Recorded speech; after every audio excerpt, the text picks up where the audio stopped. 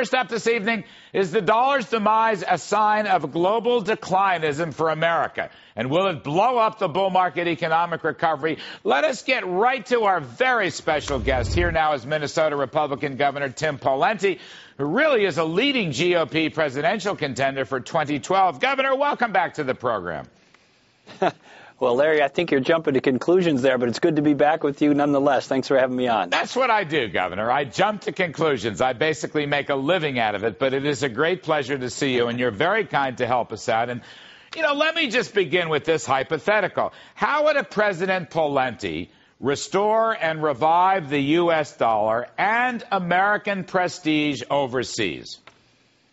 Well, I think the nervousness you're seeing in the currency markets, particularly as it relates to the dollar, is the canary in the coal mine. It's the marketplace in the currency saying we are troubled and concerned by America's fiscal mismanagement. And the first thing we need to do, Larry, is to stop printing money. If you print more of something, it's worth less. That's the very simple lesson and rule that is, I think, being explained or being advanced by the markets, and we need to get our fiscal house in order. That means we have to stop spending money, we have to stop running up this huge deficit, we have to stop running up this huge debt, and we've got to get America back on a path of fiscal conservatism when it comes to spending, and that will help strengthen the dollar. Well, gee willy gosh, I just totally agree with that. That is extremely well said and succinctly put. Let me ask you something. You know, American exceptionalism is suffering under President Obama. Not only the mismanagement of the dollar, but when he was in Europe, he says, I suspect that the Brits believe in British exceptionalism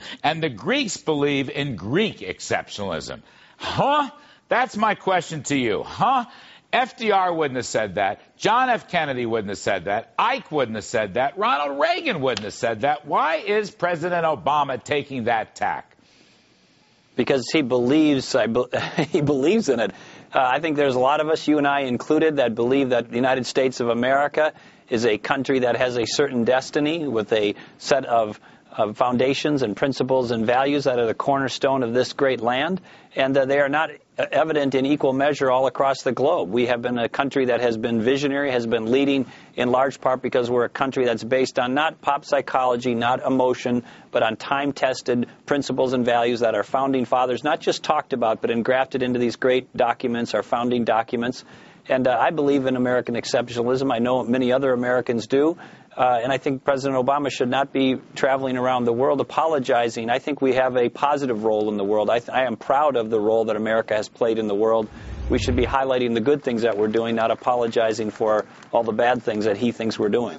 Let me shift gears just a wee bit to the economy. And where is the Republican growth message? Where is the Republican supply side, lower tax rate growth message? And I want to begin with a question to you. Chris Christie in New Jersey has not had a tax-cutting plan. The guy has blown a 15-point lead against Governor John Corzine.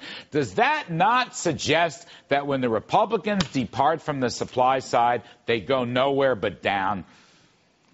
Well, I think Chris Christie's still going to win that race, Larry. You know, New Jersey's tough for a Republican even in a decent year, so don't count him out yet. And he's somebody I think you would see as a tax cutter and somebody who's going to be a fiscal disciplinarian and get the spending reined in. So I'm hopeful for his race in New Jersey. But beyond that, in terms of the growth message, you know, the vast majority of the growth in this country in terms of jobs and economic activity, as you know, comes from early stage, venture stage, angel stage, and small and medium-sized businesses. And we should have tax cuts and incentives geared towards their growth, towards their reinvestment, towards their redeployment of capital. And we have a tax code now that's heading in the wrong direction. We have a president who's going to let the Bush tax cuts expire. He's not only going to not make the situation better, he's going to make it worse, and it's going to be counterproductive for all the reasons your question suggests. So, okay, you got a good message, but where's the overall generic message? And I come back to Chris Christie. I don't want to pick on him, but gee whiz golly, he should have been easily. I mean, New Jersey is the highest tax state, or one of them, with New York and California. I don't hear it coming out of the Senate. I don't hear it coming out of the House. Can you lead on this question, sir?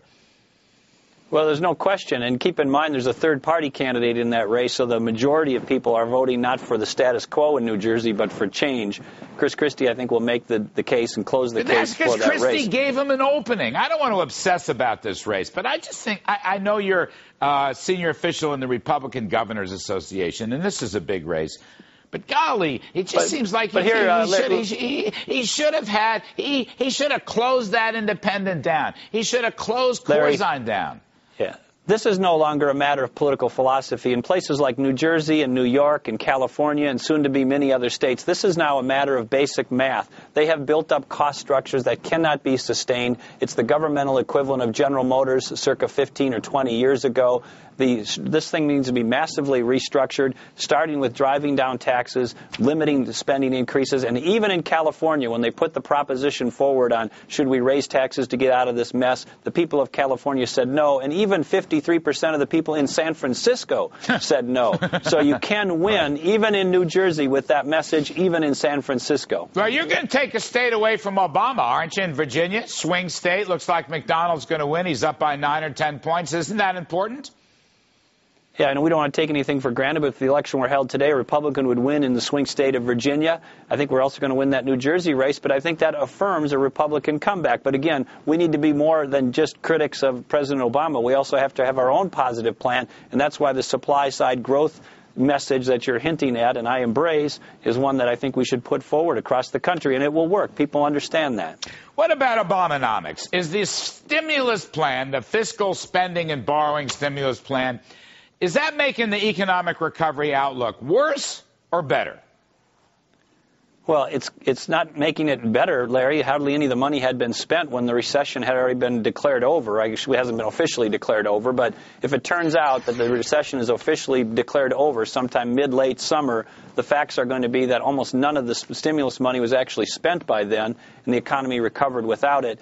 And in the meantime, what it's done is exponentially grow the debt and the deficit of this nation. If you look out 10 years, they're going to be running trillion-dollar deficits, or on average, as far as you can see. It is reckless. It is unsustainable. It is irresponsible. We're going to have the federal government spending equivalent of the subprime mortgage meltdown within 15 or 20 years. Again, this isn't political rhetoric. This is basic math. And this president and this Congress are putting this country on a pathway towards bankruptcy. It needs to come to an end. And it relates back to your opening question about the strength of the dollar as well. I mean, even if they had spent all the $800 billion in the first 9 or 10 months, would that have made the economy better or worse? I mean, is the issue the timing of the spending, or is the issue this simply the wrong economic growth model, borrow from Peter to spend on Paul? You know, I believe that some stimulus would have been in order, but the most effective stimulus, the bang for the buck, should have been things that were cut taxes and put money into people's pockets as quickly as possible. For example, cutting the payroll tax for both employers and employees. That would have been stimulative. This thing that they passed is an $800 billion monstrosity, and the own Congressional Budget Office said that only a small fraction of it was actually stimulative. The rest of it was basically supporting and maintaining government bureaucracies. As you know, that has little to do with intermediate long-term growth or any growth at all. I read in the papers the second stimulus plan is coming. They deny it, but the details show $100 billion more tax credits that are temporary, more unemployment benefits, more this, more that, more housing tax credits, which I think steal growth from the future, which is going to come and maybe give us a double-dip recession in 2010 or 2011. What do you think about a second stimulus?